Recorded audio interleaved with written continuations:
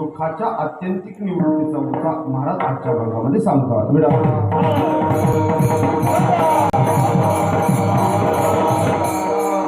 प्रारंभ करण्यापूर्वी अल्पसा पर्याय द्यायचा तो असा, आपण किम निमित्ताने या ठिकाणी उपस्थित आहात आपल्याला सर्वांना माहीतच आहे, ज्ञात आहे.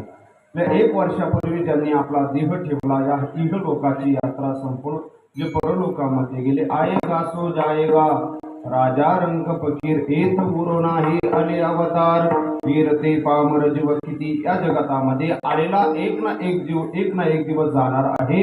म्हणून या नियमाला अनुसरून त्यांनी 1 वर्षापूर्वी आपला देह ठेवला. आपल्या गावातील खासकर एक फार मोठं कुटुंब आणि या कुटुंबातील ज्येष्ठ व्यक्तिमत्व, गावातील ज्येष्ठ व्यक्तिमत्व कैलासवासी गंगा भागीरथी सखुबाई जगन्नाथ असे आजीला जाऊन आपल्यातून 1 वर्ष पूर्ण होत आहे. त्यांच्या पाठीमाग असणारा त्यांचा फार मोठा परिवार आहे. मुलं आहे, मुली आहे, नातू आहे, पंतू आहे, पुतणे आहेत. फार मोठा परिवार आहे. या परिवाराचे आमच्या परिवाराचे अतिशय जवळचे संबंध. आपण जर पाहिलं तर गावामध्ये काही मोजकी माणसं आता राहिले वयस्कर, त्याच्यातल्या ह्या आजी होत्या बरं का. आणि या परिवारावरती सगळ्या गावाचं जरी प्रेम असेल तर विशेष या परिवारावरती ज्यांचं प्रेम होतं, ज्यांची कृपा होती नव्हे आहेच, परम आदरणीय ब्रह्मीभूत सद्गुरू उमाकांत भाऊ कुलकर्णी भाऊंचा या परिवारावरती आशीर्वाद होता. आणि भाऊंच्या आशीर्वादाने आणि आजीच्या आशीर्वादाने त्यांच्या वस्तीवरती सद्गुरू चिदंबर महास्वामीचं मंदिर उभारण्यात आलं. मंदिराची आजही सेवा नित्य त्या ठिकाणी चालू आहे. आजीही मंदिराची सेवा करीत होत्या. तदनंतर या परिवाराला मार्गदर्शन करणाऱ्या आमच्या परम आदरणीय सत्यगुरुवर्य ताईंचं सुद्धा या घराण्याला मार्गदर्शन आहे. अतिशय सात्विक घराणं, अतिशय परमार्थिक घराणं आणि अतिशय नामस्मरण करणारं हे घराणं आहे. विठाला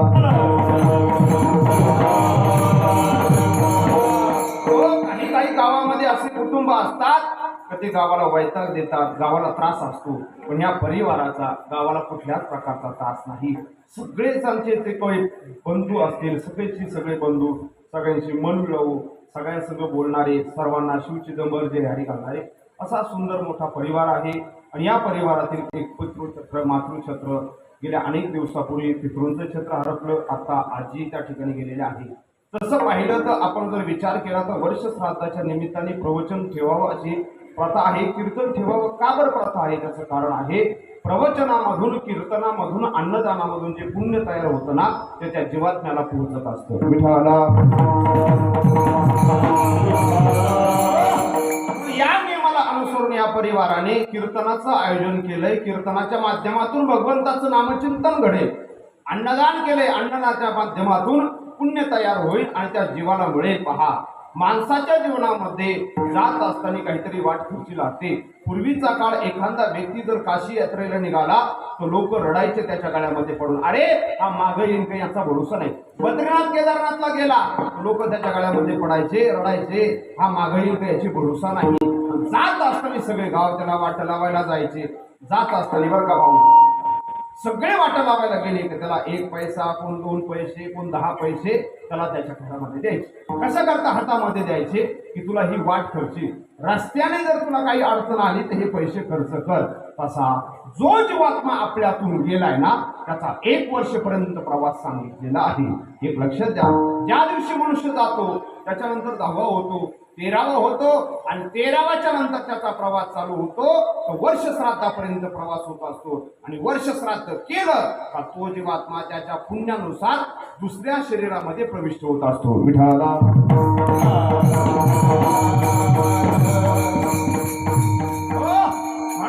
आपल्या जीवातून गेलेला व्यक्ती महिना जेवण का सांगितलंय त्याचं कारण आहे, महिन्याच्या दिवशी आपण जर अन्नदान केलं तर त्याचं पुण्य तयार होतं. ते पुण्य त्याला महिनाभर पुरतं. पुन्हा महिना तो दुसरा महिना, पुन्हा महिन्याच्या दिवशी आपण अन्नदान केलं, पुन्हा पुण्य तयार होतं, त्याला ते महिनाभर पुरतं. आणि शेवट वर्ष श्राद्ध, वर्ष श्राद्धाच्या दिवशी आपण अन्नदान केलं, ज्ञानदान केलं तर त्या जीवात्म्याला मिळतंय आणि त्याला चांगल्या शरीर मिळत असतं. या नियमाला अनुसरून आज या परिवाराने सुंदर असं नियोजन केले. आजच्या या कीर्तनाकरता आपण सगळेच गावातील ग्रामस्थ उपस्थित आहेत. प्रामुख्याने ज्यांची आज उपस्थिती आहे आदरणीय हरिभक्तपरायण गोकुलदास महाराज मसे समोर बसलेले आहेत. बाबाला धन्यवाद देतो.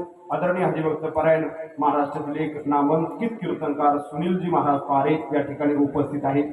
त्यांनाही धन्यवाद देतो.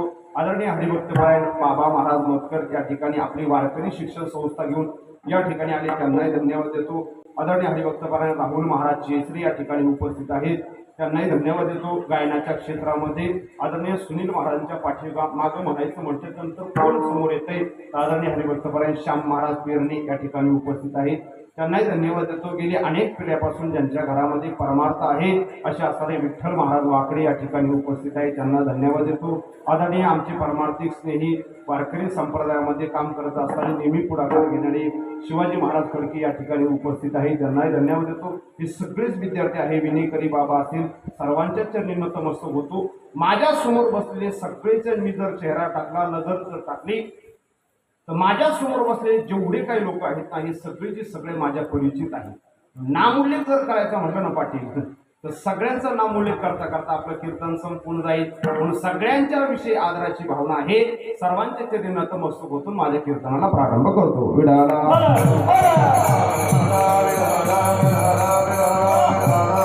एक सूचना आहे पहा, ज्यांना कमरेचा त्रास असेल, ज्यांना गुडघ्याचा त्रास असेल, त्यांनी खुर्चीवर बसायला हरकत नाही. पण ज्यांना काही त्रास नसेल त्यांनी समोर येऊन बसावं, चपला काढून बसा, समोर या, याच्यात ते मध्ये बसा, भाऊ या पुढे या. ज्यांना खरंच त्रास नसेल ना त्यांनी खुर्चीवर बसू नये.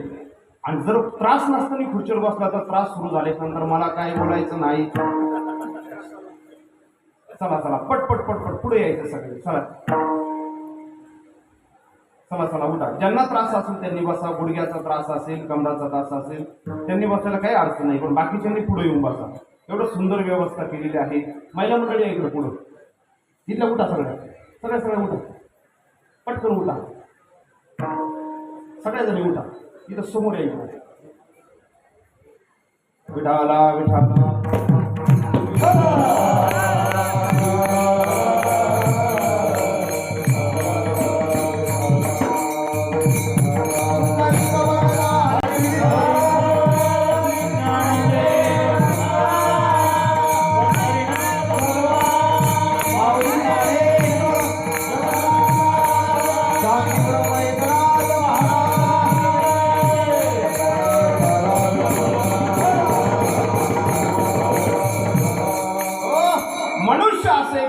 आहे की या आपण ज्या गावामध्ये राहतो त्या गावाचं नाव आहे मृत्यूलोक. मृत्यूलोक म्हणजे काय याचं कारण आहे, या ठिकाणी आलेला एक ना एक दिवस एक ना एक व्यक्तीला जावंच लागणार आहे. कारण की लक्षामध्ये धरा, या जगतामध्ये राहत असताना माणसाचं येणं त्याच्या हातामध्ये नाही. बरं जाऊन द्या, येणं आपल्या हातामध्ये आहे का? नाही ना. एखाद्याला विचारलं का हो इथं येणं तुमच्या हातामध्ये आहे का? ते म्हणतात महाराज कीर्तनाला येणं आमच्या हातामध्ये होतं, आम्ही मोटरसायकल चालू केली आणि इथं आलो. कीर्तनाला येणं तुमच्या हातामध्ये आहे हो, पण मात्र जन्माला येणं आपल्या हातामध्ये आहे का? नाही ना. जन्माला येणं जर आपल्या हातामध्ये असतं तर देवाला विनंती केली असती, देवा जन्मालाच घालायचं असेल तर मला धीरूभाई अंबानीच्या घरामध्ये घाल, टाटा बिर्लाच्या घरामध्ये घाल. आपण सामान्य शेतकऱ्याच्या घरामध्ये जन्माला आलो, याचा अर्थ जन्माला येणं मात्र आपल्या हातामध्ये नाही. बरं जाऊन द्या, जन्माला येणंही तुमच्या हातामध्ये नाही, मग मरण तरी आपल्या हातामध्ये आहे का? मरण आहे का हातामध्ये? सांगा ना, मरण आहे का हातामध्ये? मरण सुद्धा आपल्या हातामध्ये ठेवलं नाही. लक्ष द्या माझ्याकडं, जन्माला येणंही आपल्या हातामध्ये नाही मामा, आणि मरणही आपल्या हातामध्ये नाही. मग आपल्या हातामध्ये काय फक्त तंबाखू? नाही. मग जन्म आणि मरण याच्या मधला जो काळ आहे ना त्याला जीवन म्हणतात. ते जीवन कसं जगायचं हे मात्र आपल्या हातामध्ये आहे. विठाला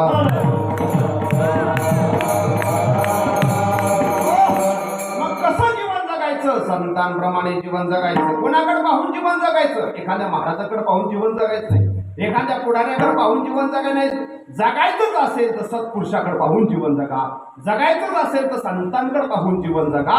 आपलं जीवनाचं कल्याण झाल्याशिवाय राहणार नाही. मग महाराज कसं जीवन जगावं? परोपकारे वहंती नद्या, परोपकारे दुबंती गायी, परोपकारे फलंती वृक्षा, परोपकारे इदम शरीरम. कसं जीवन जगायचं? नदीप्रमाणे जीवन जगा. नदी काय करते हो? नदी सगळ्यांना स्वच्छ करत करत निघून जाते. लक्ष द्या, नदीमध्ये एखादा भक्त स्नान करता गेला तर ती नदी त्याला स्वच्छ करते. एखादा व्यक्ती स्नान करता गेला तर ती गंगा त्याला स्वच्छ करते. नवे नवे एखादा डुक्कर, मांजर, कुत्रा कोणी जरी त्या नदीमध्ये गेले ना त्याला स्वच्छ करण्याचं काम करते. हा गुण संतांनी गंगेकडून घेतला. खटनट यावी, शुद्ध होऊन या जावे. कसला जरी व्यक्ती जरी आला त्याला शुद्ध करण्याचं काम जशी गंगा करते, परोपकारे वहंती नद्या. दुसरं सांगतो, परोपकाराला फलंती वृक्षा. वृक्ष परोपकार करतात ना. काय परोपकार करतात? आंब्याचं झाड आहे आणि आंब्याच्या झाडाखाली आपण गेलो, आंबावरती शेंड्यावरती आहे, आंबा पाडायचा. कसं पाडायचा? दगड घेतला आणि त्या आंब्याला फेकून मारला. आंब्याला दगड मारला तरी ते आंबा असताना देत असताना आपल्याला फळ देतोय. हा गुण संतांनी उच्चारा. यौवन अंगावरी थुंकला, पण तसा नाही, प्रसाद देऊनी मुक्त केला. त्याला प्रसाद दिला. परोपकार आहे दुबंती गाई. गाई परोपकार करते ना. गाई दूध देते फक्त वासरा करता. काय सांगितले शास्त्रामध्ये? गाय दूध देते फक्त वासरा करता. मच्छू चालेल का आता? असं नाही चालणार. गाय दूध देते फक्त वासरा करता नाही. मग डेअरी करता सुद्धा सगळ्यांना गायीचा उपयोग होतो, दुधाचा उपयोग होतो. तसंच आहे पहा, गीता निर्माण झाली फक्त अर्जुना करता, पण तिचा उपयोग अर्जुनाला नाही, संपूर्ण समाजाला झाला. विठाला